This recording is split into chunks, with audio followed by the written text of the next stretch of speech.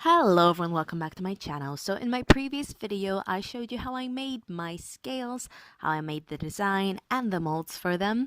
But of you wanted to see how I actually cast the silicone and what type of silicone I use. So this is the video for today.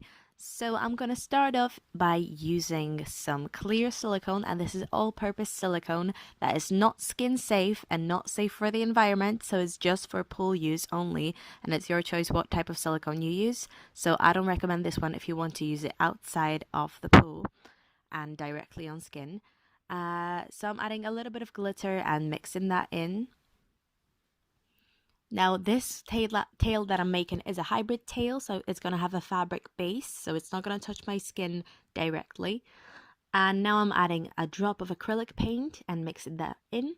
And acrylic paint helps the silicone cure faster, and it also helps it adhere to stuff less, so it's not going to get stuck in your molds.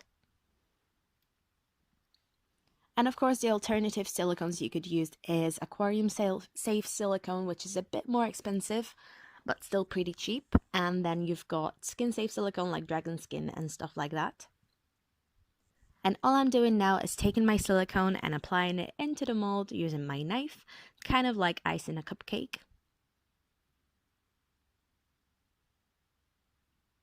And this silicone is thick, so that's the method I'm using. Dragon skin is more liquidy, so I would use a different method for that. Probably use a spoon and kind of drop it in there like honey. And then after a few hours, we're gonna have to take our scales out of the molds. So I'm rubbing my thumb around the edges to release the seal, and then carefully removing the scale from my mold.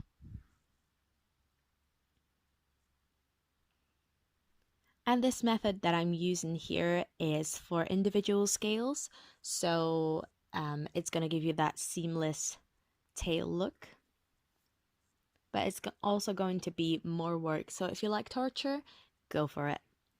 And all I'm doing now is cutting off the edges to make my scales look nice and clean.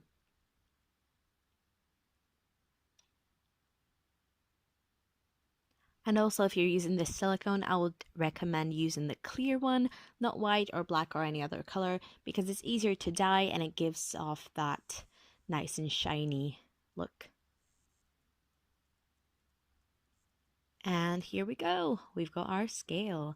Now all you need to do is repeat that step about 3,000 to 4,000 times. And I'm not kidding, guys, I've been making my tail for a few months now and I'm very close to finishing it, but it's going to take about 3,500 scales. Yeah, fun times. Alright, that is it for today's video. I hope you guys enjoyed it. Don't forget to give it a thumbs up if you did. Ask any questions you have in the comments down below, and I'll see you soon. Bye!